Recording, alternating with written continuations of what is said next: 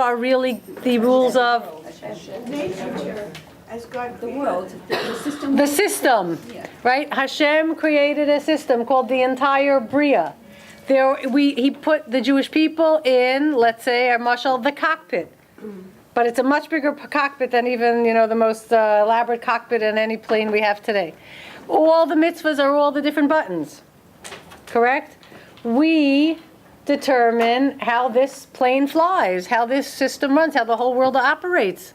It is true when everybody looks at us and says, the Jewish people are the cause of that, and the Jewish people are the cause of that, and that's because of the Jews, and that's because of the Jews, and that's because of the Jews. Everything is because of the Jews.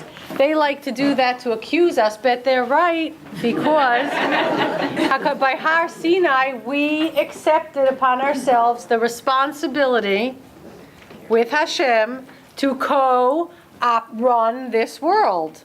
And it is the mitzvahs that allow the system to hum along smoothly, as we're going to see right now.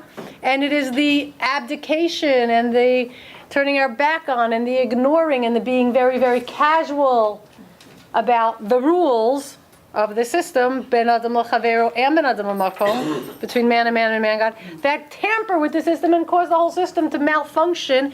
But Hashem promises in this week's parsha, the system will malfunction, but it will not shut down. I will not abandon you. I will put all kinds of measures in place to keep the system going, despite the fact that you're tampering with it. So, chas v'sholom, if somebody destroys their kidneys, they go to dialysis. Now, nobody wants to be in dialysis, but that's what you got to do if you don't have kidneys. That works. Hashem says, there's all kinds of dialysis, all kinds of other option B methods to keep the system going. They're not so pleasant. They're not good. They're not how it should be. They should remind you that something's wrong. But the system will keep going. I will not reject you. I will not turn my back on you. I made a bris with you. And you will eventually fix the whole thing and get on the right track. And when you get on the right track, the system will start to flow again. That's really the bracha and the quote. Look in the parsha of Bechukoti. We're not going to read the whole thing, but as a sampling, in Bechukoti telechu. If you go in my chukim, according to my chukim means the chok, it's engraved. These are the facts. This is the way the system runs. It runs on mitzvahs, and you got to just respect that, right? And understand that. Then what will happen? I will give nasati geshmechem be'itam. Your rain will come in its time. V'nasna haaretz yivula, and all the earth will give its abundance. V'eitz hasada yitin pirio, and the trees will give its fruits. And it goes on to say that your threshing will last until the vintage, and the vintage till the sow, and you will eat your bread in say. How do you pronounce that? Satiety. Oh, really? Yeah. Holy cow! I never knew that. It's satiety. And you will dwell securely in your land, right? I will provide peace in your land. You will lie down, none will frighten you. I will cause wild beasts to withdraw from the land. A sword will not cross your land. Hello, this sounds good. Peace, prosperity, no warfare, no threats, no struggles, no poverty, no illness. The system's working, but if you do not respect the system and you start being very casual and dismissive and doing whatever you want and ignoring it, then what will happen? Pasuk 14, Vimlo tishmuli, but if you don't, V'lo sasu is called hamitzvah se'ela, V'im bechukosai timasu, and you just have no regard for my rules. Rules meaning not rules like this is my rule and you have to keep it because I'm bigger than you and I said so. These are the rules of the way the system works. This is the fact. And if you just turn your back on that, of no appreciation for it, you just despise it, and you just look at the strong lashon in pasuk 15. V'im es mishpatai tigal nafshechem. And if my decrees seem loathsome to you, and you reject my ordinances, and you don't perform them, then what's going to happen? All kinds of stuff. Okay? And the first pasuk says, your eyes are going to be yearning for something better, and your souls will be suffering. You will sow your seeds in vain. Your enemies will eat it. Nothing's going to work. The whole thing's going to malfunction. And then at the very end of this, okay, HaKadosh Baruch Hu makes a promise. Okay, lots of very ominous threats. And look at pasuk 34. And what will happen when we're kicked out of our land, and And all this has come to pass. V'haisa artzachem shemama, your land will be desolate. Arechem yehu charaven, your cities will be destroyed. That was the case for a very long time. As tirtza haaretz es shabtoteha, then the land will reclaim its shmitas that you denied it. So that we denied the land shmita, we didn't keep shmita, we didn't just let ourselves experience in real life what it's like to exist as part of Hashem's existence. We didn't trust in that. So we kept working in Shemitah, and the land says, no, I'm going to get back my Shemitahs. There's going to be an equilibrium. And the land will lay fallow for as many Shemitahs as we ignored. In any case, all this means that Hashem does not reject us. Hashem says, I will balance the system. I will get it back on track. I will restore an equilibrium in this system. And I will not utterly reject you. This is all to restore an equilibrium. This is not to demonstrate that I've turned my back on you. And if you see, it says in Pasuk 42, 43, 44. What does Hashem say? After all this comes to pass, don't worry. V'zacharti es brisi Yaakov, v'afes brisi Yitzchak, afes brisi Avram, eskar v'aretz. I'm going to remember all the covenants I made. What's that bris ultimately? The system will run through you. I made a promise. And it will run through you, and it will get back to its proper functioning. And I will remember you. I'll remember the land. It will have been appeased for its shmitas. And then look at Pasuk 44. Va'af gamzos. And this is always the case. V'hiyosam be'eretz aveihem. When you are scattered in your enemies' lands, when all this comes to pass, when the Lo ma'astim v'lo ga'altim lechalosam. I will not have revolted. I have not become revolted by you to the point of rejection, obliteration, to annul my bris, and it will never be annulled. Am Yisrael run the system. It's not racist to say this ever because we don't discriminate. Anybody could be Am Yisrael by the choice. And in fact, there are degrees of how much a person wants to accept the responsibility of making sure this world runs well. You know, that phrase, to make the world a better place.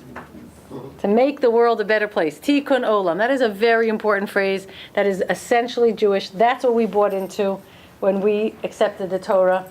And there are many different degrees of people that buy into that. The Sheva Mitzvos B'nai Noach means basic rules.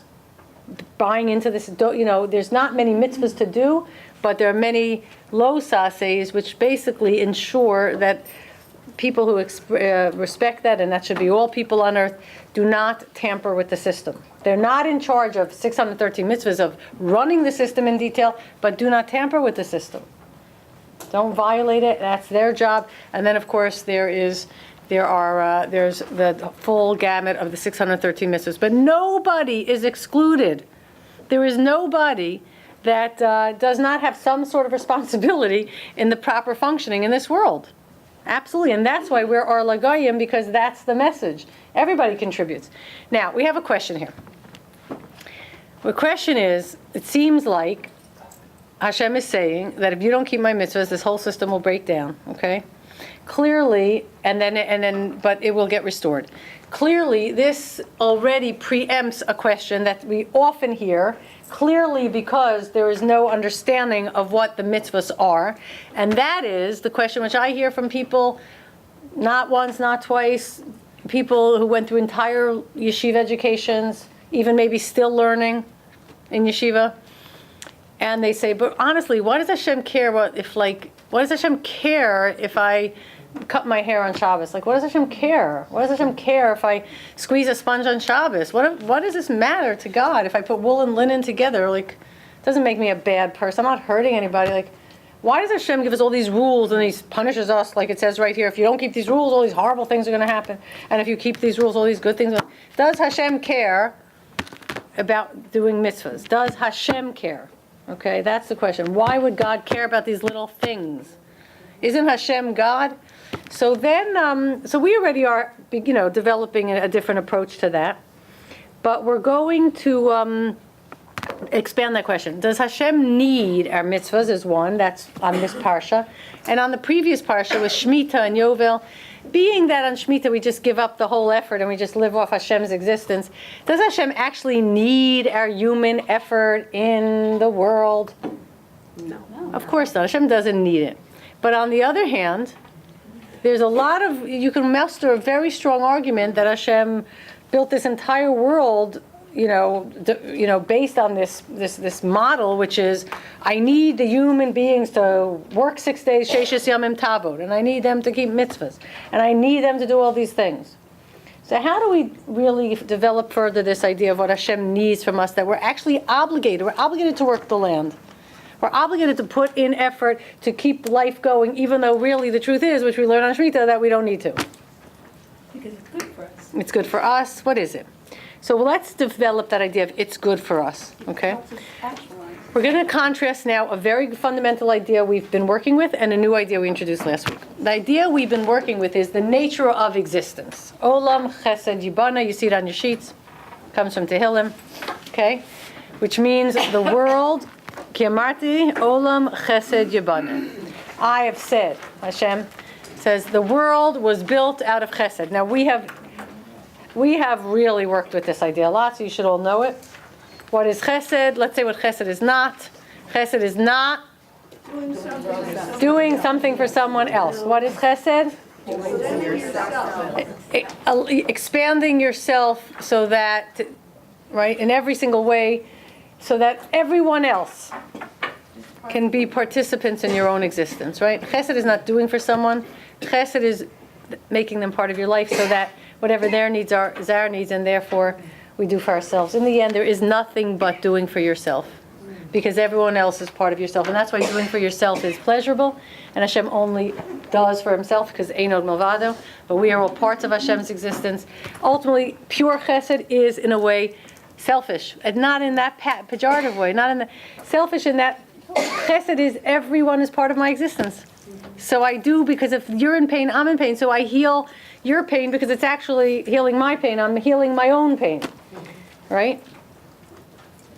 So the world is an act of chesed. We said chesed can't possibly mean one thing someone does for the other, because when Hashem brought the world into existence, there were no others. Hashem's creating the world out of chesed cannot mean he did something for someone else, because he created the someone else in the act of chesed. It wasn't a response to someone else's needs. It was the bringing into existence of others, which are all part of Hashem at the same time. Meaning that Hashem allows a gazillion, endless, infinite versions of existence to emerge, all part of his own existence. Remember, we gave an example from this? We do that too.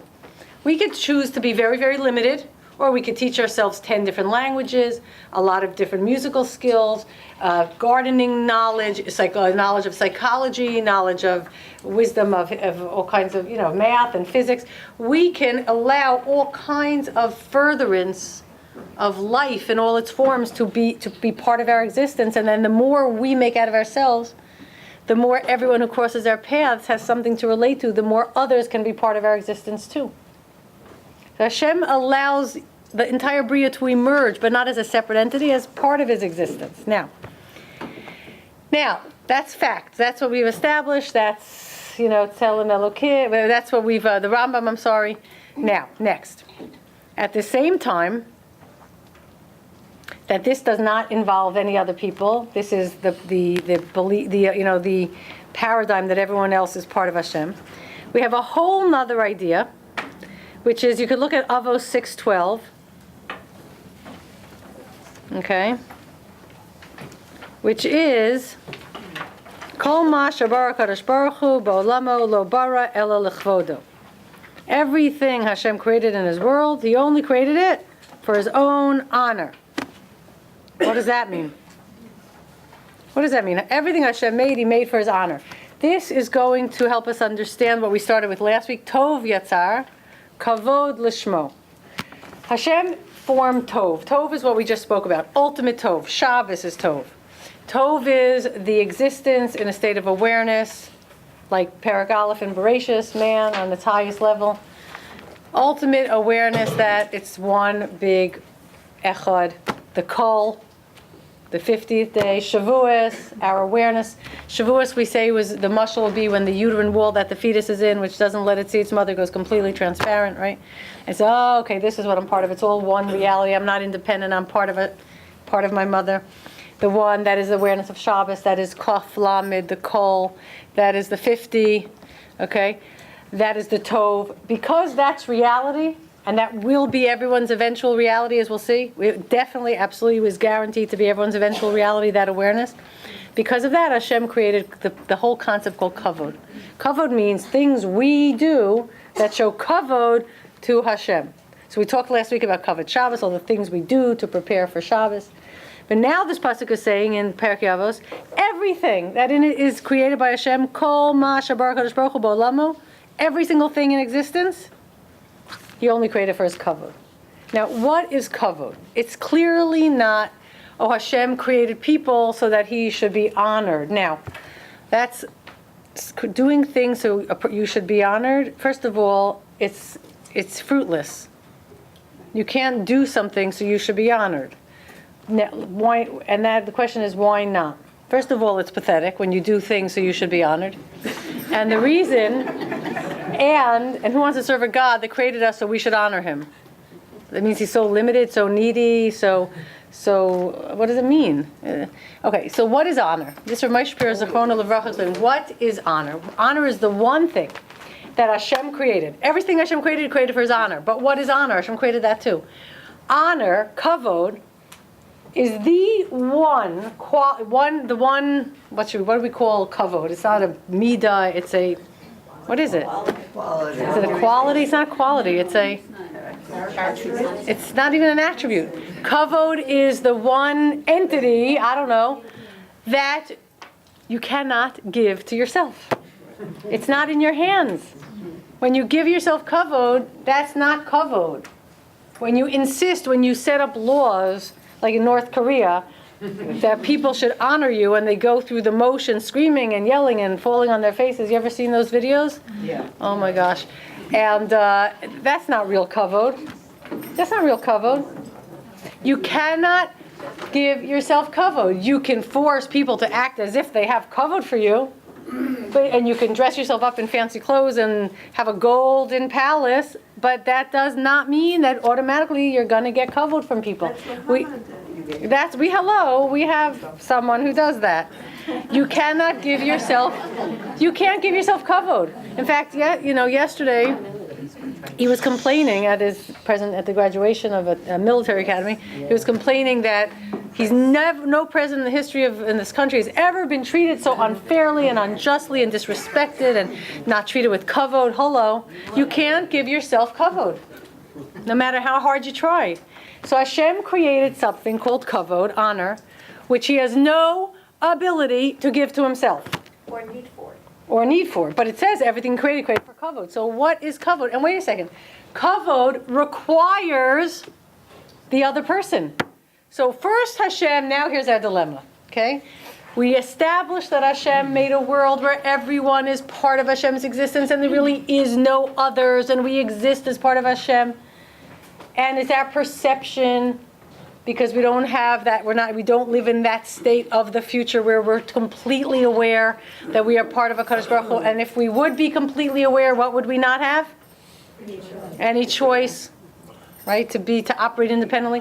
So on the one hand, we say there's really no such thing as the other, and the sooner we realize that we're part of Hashem and we're running this world with Hashem, the better. And now we're saying everything is for kavod, which requires a very definite sense of being the other, because the kavod is something that the other person has to give you. There must be another person to offer it to you. You cannot give it to yourself. It requires the other. So what is going on? It's a relationship. And we can't experience it because we're not Hashem. But that's a vehicle for us. So what you're saying, let's go. Hashem invented this entity called kavod that has to be offered to Him from others. He created, when Hashem brought us into existence, He created us in a state where we perceive ourselves to be others. Okay? We perceive ourselves to be others. And throughout our existence as a people, as an individual, in our perception as being other, we have the ultimate goal, responsibility, privilege of giving kavod to Hashem. Hashem gave us the opportunity to freely give him kavod, become aware, which is another word of saying become aware of that oneness, but it has to be something we arrive at, we realize, we come to recognize, and we respond to, and we feel privileged, and we accept the mitzvahs to show that we understand this. Self-determination. Yes, Hashem has given us the freedom, the free choice to be the source of his kavod. Now, whether we do give Hashem kavod or we, in the end, don't give Hashem kavod, does not affect Hashem. It's about us. What's to humble us, no? It's to get the opposite. It's to empower and to astonish us really at the role Hashem has given us, and the in this world, as it is, Hashem has put his fate to be respected or not entirely in our hands. He can't give himself kavod. It is in the hands of the bria, of human beings, to come to a point where we give Hashem kavod. If we do, Hashem will not have kavod in his own world. Why? And if we do, this is the ultimate chesed. The ultimate chesed is, and the ultimate why nobody knows, but the ultimate chesed is not only to bring us into existence, and in existence which we inevitably, absolutely guaranteed will come to the awareness of the oneness and our part in it. And along the way be given the role of realizing that, and to the degree that we realize it, that is the degree that we can appreciate and experience and receive that awareness in the future. This is Tov Yatzar Kavod Lishmo. Because there is a Tov, Hashem gave us so many opportunities to give Kavod. Again, when we give Kavod through respect of the mitzvahs, that brings us to an awareness, of the big picture. When we disrespect all the mitzvahs, we don't recognize the oneness of all things. And it's very simple in real life. Yeah. See it at the beginning of the first bracha and the Sheva bracha. When a bride and groom come down, you're telling them Shakol bara l'chvodo. That's right. Shakol bara l'chvodo. Right. So that is the beginning of life. That is the beginning of marriage. That's the beginning. If you have an understanding of that, then you can have a marriage that can work between the two. Because the reason you do that in a marriage, take it further, two people who have to live together, like seriously, who thought of that? Okay? The only way two people can work together and overcome all the differences and etc. is if they're both committed to some greater goal than self-fulfillment. Because nobody was designed and formed by God and designed by God and put on this world by God for the exclusive purpose of making someone else happy or fulfilled. Everyone is a whole person. Two people have a greater goal than just their own fulfillment. Then they work towards, and that's what.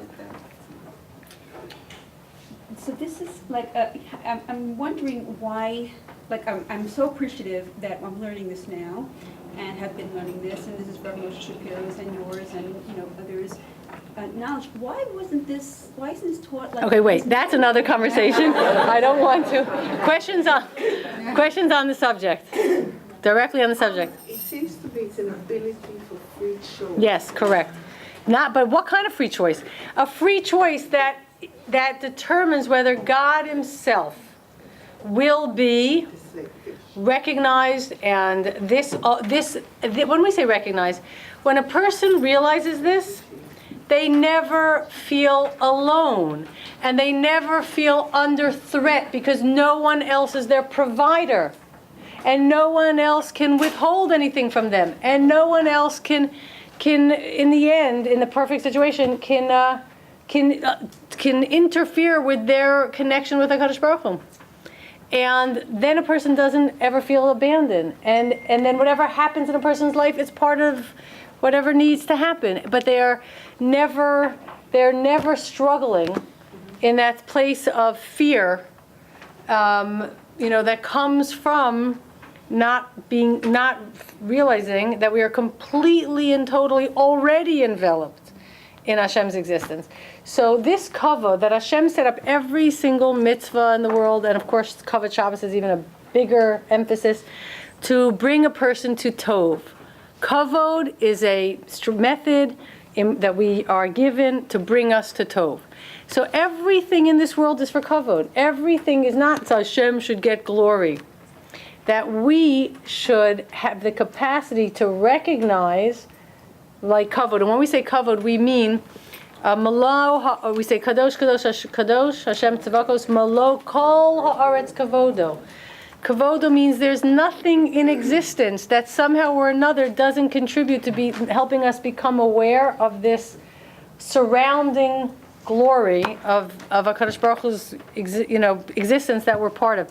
And everything we do is to bring us into that awareness. By the way, I'll take your question saying all the low sases are to ensure that we do not start to think that someone else is the person who provides for us, or who we have to turn to, or who's getting in our way. You don't need anybody else's money. You don't need to cheat them, steal from them, lie to them, deceive them, harm them. It doesn't matter. They're not a factor in our existence. So all the low says remind us of that. Just let everyone have what they have. You have. Don't overstep your boundaries, because that's not where your sustenance is coming from anyway. That's the low says. And the ases are things we do to remind ourselves, especially Shabbos, for example, Shemitah, Yovel, that we're part of something much bigger. I just want to ask the question, the difference between when you talk about the laws and the ones that are from Deraisa and the ones that are from Rabbanim. So Okay. when you talk about squeezing the sponge. Okay, so We're not to No. put that in the same sentence is kind of. well, so it's a good question about Shabbos and the Av Malachas and the Toldos and what's Deraisa and what's Rabbanan. Very, very good question. Okay, not for right now, but it's worth discussing. Definitely. Okay, let's see where we could do it. Yeah. It seems to me that very, very, very few people ever achieve this. Okay, so we're going to talk about that right now. So much divisiveness in our world. Yes. What we're going to talk about in a minute is exactly this. This awareness of the oneness and our part in it is very, very, very hard for people to really integrate and let go and relax and live in that state. And therefore, what we really see in the world is the opposite, which is everybody is sure that that next person is a threat to them, and therefore there's all the violations of Ben Adam Lo Chavero in a zillion ways. Plus, they don't even, most people on earth, don't take any Ben Adam L'Makom seriously, because what's God anyway? That's just some, I don't know what, too far away to think about. I don't even know if it applies to me. And why does God care anyway? Not interested. Yeah. Kavod is like a form of humility. And when that's what I our was- but ego she gets said in the no. way, we're like easing God out, that's separating us from Him. When we have that humility. Hashem- Kavod is, according to Rav Moshe, it's more sophisticated than humility. Because the kavod we're supposed to have for Hashem is directly entangled with the kavod we have for ourselves. Rav Moshe always talked about kavod, okay, as made up of two midos. Now, there's two qualities that make up kavod. One, how do you feel when you give really, truly respect someone and want to defer to that person? What is that? Is that pure humility? Kavod means, first and foremost, it's based on ahava, love. You're so astonished, you're so impressed, you're so overwhelmed with the greater qualities of this person that you love them and you want to devote yourself to them, mitzvahs aseh, positive commands, and do for them and help them and enable them because you have so much respect for who they are. At the same time, it's not just love and doing and becoming close and being part of it. Hand in hand with that is yira, is awe. You have so much respect for them. You do not want to offend them. You do not want to do something that's going to make them distance themselves from you or consider you unworthy to be around them. You don't want to say something that's going to offend them or behave in a way that's also an insult to them or an offensive thing to them. So you hold back lo sases, and you do not just operate freely. Kavod is a function of ahava and yira. And what we're adding here is that when we understand our participation in this, it doesn't squelch a person. The opposite, it empowers a person to think, I have in my hands the kavod of Hashem. And Hashem set that up in order to give us a way to earn the tov. Because tov is the absolute end reality. The question is, how are you going to achieve it? How are you going to appreciate it? How is it going to be yours? I'm not giving it to you free. You have to earn it through becoming a person that operates through this sense of kavod. But kavod is not just deferential, like passivity. It's being part of the kavod. Single thing Hashem created is for kavod, and what does a human being do? We engage in the world, we develop the world, we expand every potential we find in the world, and all of it is a process of bringing kavod, awareness, to HaKadosh Baruch Hu, which then opens up for us the capacity to be, and we're going to get to this, a keli that receives all this tov, which is das, ultimately das. Esther, that's why Habedas of Yisra V'Simecha is on the first side of the roof. Correct, very nice. Very. It enables us to understand this concept in a human way and then expand it into our relationship. Very nice. with HaKadosh Baruch Hu. Absolutely right and very nice. Let's look into this idea, though. Like we said, it's so hard, okay? It's so hard. Most people do not operate with this awareness at all. In fact, most people operate the exact opposite. Everybody is a threat to them. Everybody has to be outmaneuvered, deceived, instrumentalized, or eliminated. By the way, here's a good time to mention it. So yesterday, a contingent from the 5 towns, including myself, Baruch Hashem, my daughter, and a bunch of friends, and Rabbi Teitelbaum, went down to Washington with NORPAC, which I highly, highly recommend and suggest everybody sign up for next year. NORPAC is a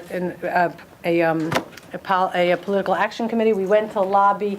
Pretty much, 1,000 people came down, every single congressman and senator. We saw 3 congressmen and 1 senator. We were supposed to speak about BDS. So I had my daughters who are going to, there were 4 issues, but my little group had BDS, which was me and the little girls, and they're all 10th graders.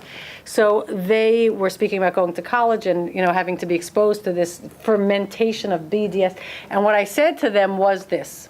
I said, we always speak about shared values. What are the shared values between America and Israel? Because all the people we saw all signed the legislation anti-BDS, but they were all okay.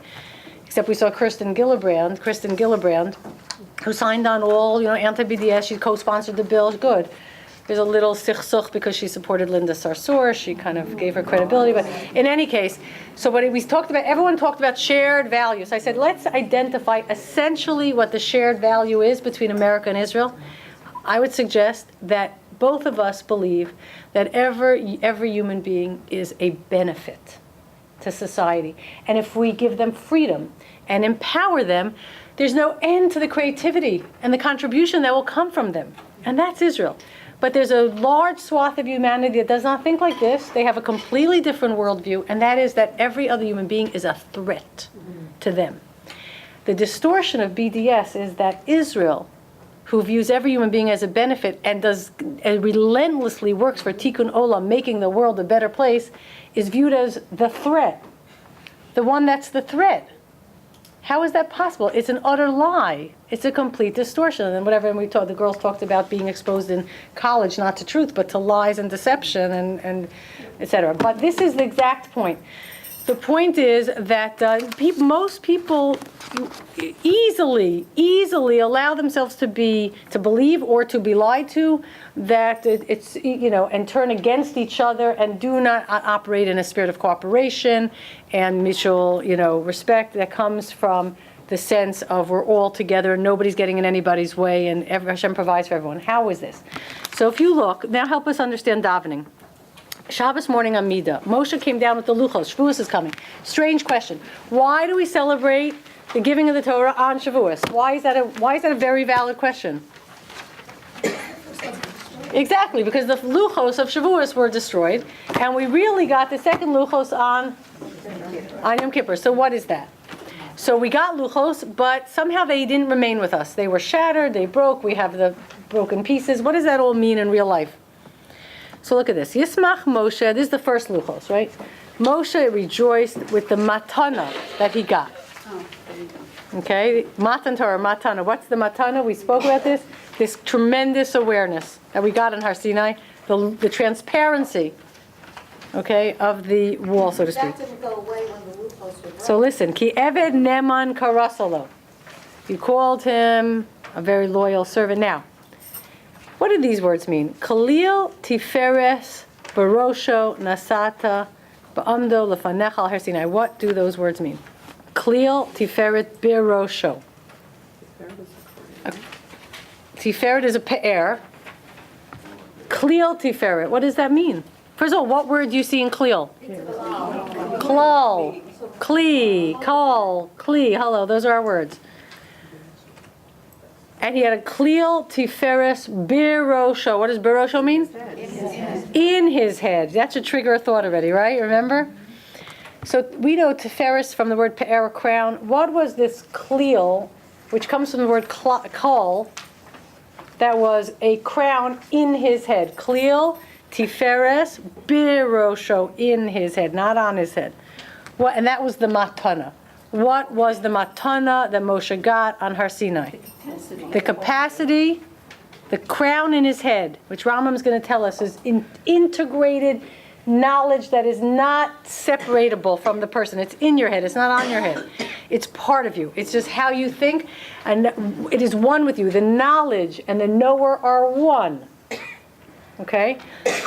What type of knowledge was that crown, that glory in Moshe's head is part of his whole perception? The kol. The kol. That's what he received on Sinai, an absolute, complete, total awareness that could never be dimmed or would never vanish. That's part of him, of the kol. That's the ultimate crown of knowledge. But what happened? What happened with that Klil Tiferes Barosho? Moshe had it. But was he able to convey it fully to Am Yisrael? The first Luchos contained it. The first Luchos basically said it's all or nothing. You follow, it's going to be beautiful. But if you don't, what's going to happen? I'm not going to tolerate it. It's an all or nothing system. Either my system runs well and perfectly through you, and if you don't run it perfectly, you're out. So what happened? Am Yisrael didn't run it perfectly. The Egel. So what Hashem say to Moshe? Oh no, they're finished. I can't work with them. Out, goodbye, taking my Shechina away. And then what did Moshe do? Daven. So what was the second agreement? Okay. And that's exactly where our parsha comes in. I will work with Am Yisrael, despite the fact that they will, in the most horrific way, tamper with my system and run this world in a way that it malfunctions in every direction. Okay? I will still work with them. I will never break my bris with them. I will somehow restore the equilibrium to the system. As they're tampering with it, I'm fixing it. That's what's going to be happening until the end. We're guaranteed they will get it right. I promise I will stick with them through all of this. That's Hashem, Kel Rachum, V'Chanun, Erech Habayim, the 13 midas that Moshe secured, which come with, along with the second Luchos. But the reason we celebrate Shavuos is because that initial awareness that we could not achieve then, that takes all of history to finally acquire, okay, it does not utterly depart from us. We haven't lost it. It's still with us in pieces, so to speak, right? In moments, in episodes, in epiphanies, in aspects throughout Jewish history and in our lives, it's there. But to constantly, put it back together into a full Luchos, that's the journey. In other words, we celebrate Shavuos. I'll take Susie's question in a second. Because that awareness of Kol is with us. And we have it now and then, and we work towards it, and we don't give it up. And Hashem stays with us. And in the end, we will have that full awareness again. But here's the Parsha. The Parsha is saying the only way you get to that awareness is not go meditate yourself into it somewhere on a hill. It is through day-to-day mitzvahs. Hashem doesn't need them for himself. All the mitzvahs are for us to be able to one day receive that kol, that whole das, that full extent of das, of knowledge. All the mitzvahs are for now, clearly, but also much more, they're for the future, to the degree we are careful with mitzvahs. Okay, the mitzvahs that we know we should be doing and we're not doing, or the mitzvahs we know we should be doing better and we're not doing better. Okay? Things that we never learned about, we never bothered to learn more about them and how to do them right. Mitzvahs are the way we make ourselves capable of receiving the ultimate das, which is the only reality of the next world. A person that comes there with no keli to receive, remember the Einstein example? Suffers enormous emotional, psychological, spiritual torture because there's so much to receive, but there's no tools to receive it. Now, there will be a time period called Yemos HaMashiach where the situation will be such, a situation of so much bracha, peace and prosperity, that all we'll do in those times is do mitzvahs so we can make ourselves able to receive, which is even the next stage. Susie. What's the subtle difference between the word Tiferet and Chachma Bina? Why does it say that Moshe got Tiferet in that moment, as opposed to saying he got Chachma or Bina or Dava? Okay, so you're talking about as in the spheros. Yeah, but why specifically that word? I don't really know how to answer that question because I didn't do any research in that direction. But just the simple meaning of the word Tiferes in this context is a crown, a pe'er. Something which glorifies you, which is normally thought of as on a person's head, which like a person, it can be put on someone's head to show kavod, or when Rambam talks about being in the head, it means that it's not, it's your existence. But so I don't know about in terms of the spheres. But look further. We are promised, we say this in Musaf in Kedusha, okay, on Shabbos. Hu Avinu, Hu Malkeinu, Hu Moshienu. We're all familiar with this, right? V'hu Yoshienu. He will redeem us and save it a second time. V'yashmienu, and he will cause us to hear. B'rachamav, that's rachamim. Rachamim is when you have mercy on another person. Okay? That's rachamim. That's what Hashem does with us all the time. Rachamim, he will cause us to hear shenis a second time. Le'enei kol chai, but this time before the eyes of everyone in existence. What do we hear again? Lemor hein galti eschem acharis karashis, like as it was now, like in the beginning. What are these last words? Lios lochem lelokim anoche Hashem lokecha. That is what we're going to hear again. There will be a second Har Sinai in the future, meaning a worldwide, all across the entire existence over the Bria. A awareness that will be heard, this truth that we heard then. Now then when we heard it, we couldn't absorb it. Moshe Rabbeinu absorbed it. It was not conveyable to Am Yisrael because we were infants as a nation. This is a process. We as a people become more and more evolved spiritually, and we're able to perceive this through the course of history, through trial, through all our experiences. We begin to realize Einod Movado, so much of our history tells us that lesson, and that Am Yisrael have a special place, and we do operate the system. It's like, now when we say these things, look at history, it's obvious, and the Goyim know it, the non-Jews know it, the nations of the world know it, because it's a reality that's proven itself. And we say there's going to be another time. This is also the first pasuk in Shir HaShirim, which is a mashal of Am Yisrael and Hashem, and the lover says, Yishakeni minashikos pihu. Let him kiss me with the kisses of his mouth, because they are more delightful than wine. Rashi says this is a reference. Kisses of his mouth is when Hashem spoke to us mouth to mouth. Okay, this is a reference to Har Sinai. Before everyone leaves, I want to tell you about the beautiful paintings outside. One more thing here. Okay, look in the Gemara. Okay, when Am Yisrael said Nasa v'Nishma, they got crowns. When they did the Cheder Egel, they lost the crowns. But look, Reish Lakish, look in the book, and it says in the future, Hashem will return them to us, all those crowns, okay, as is stated in Yeshayahu. Okay, now look what, how will those crowns be restored to us? Okay, Micha says, the way I did wondrous deeds for you, like when you came out of Mitzrayim, that will happen again. I will show you wondrous deeds as when you came out of Mitzrayim. So look at Yeshayahu, okay? It says, what will be these wondrous deeds? There will never be anything evil or vile. Look at this. Kimola ha'aretz deyas Hashem kamayim layam mechasim. A deeper explanation of this now. The world will be filled in those days. What will be so wondrous, what will be part of the second revelation, is that knowledge, the knowledge of Echad, of Kol, will fill the world like the waters cover the seabed. Now, the word Yam technically means the seabed. Okay, and you know what's under the sea. You know what's under the sea? There's every kind of life, of fish life. There's mountains and valleys, volcanoes. There's everything under the sea. We can't see any of it because it's all covered. In the end, Das will fill the world like the water covers a seabed. Hold on, problem. Then we can't see anything. Then we have, when the water covers a seabed, we don't see anything. That's not a good explanation of Das. A good explanation of Das would be what?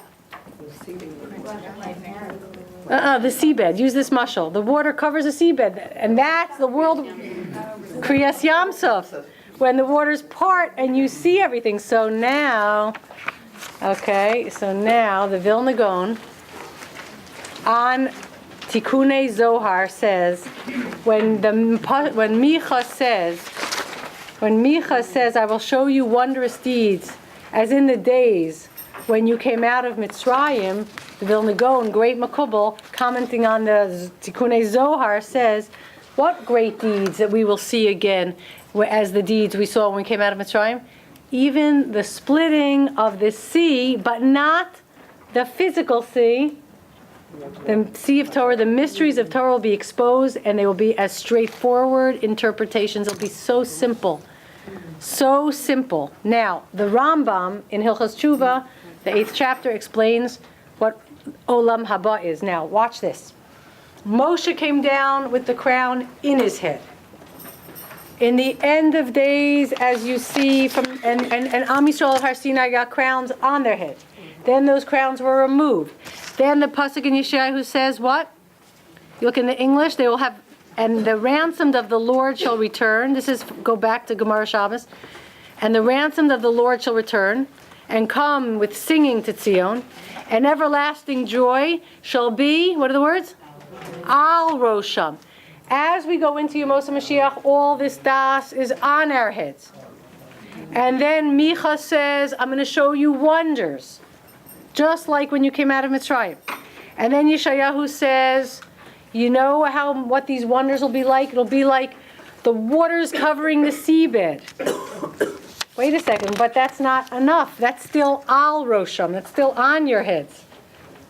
And then the waters will split like Yetzias Mitzrayim. In other words, Torah will become so clear, so all the secrets will be so exposed. Then that will be a new era in the world, an era of understanding. That era of the end of days of Yemos HaMashiach will be a time no stress, no strife, just peaceful living. So what do we do with them? Now the Torah is so clear, then we fill ourselves with Torah and mitzvah so that we're able to get to the next stage, which Rambam says is the next, the non-physical world beyond Yemos HaMashiach, where the tzaddikim are sitting, va'atroteim, and their crowns are in their heads, which means, look at Rambam, their crowns in their heads, you see in the bottom, is a metaphor implying they will possess the knowledge that they grasped through mitzvahs, which allowed them to merit the life of the world to come. This will be their crown, and the life of the world to come is total rejoicing in the oneness and the awareness of our participation in the Echad. This is all a process to go from Al Rosham to Bir Rosham, but it goes via the mitzvahs, which are Kavod. That's why a crown is Kavod, okay? The crown, that's Kavod. The mitzvahs give us the capacity to have a crown on our heads, for us, and then in our heads. Well, Hashem did this all for us. Hashem didn't need any of this for himself. Before you end, Chana, Yafi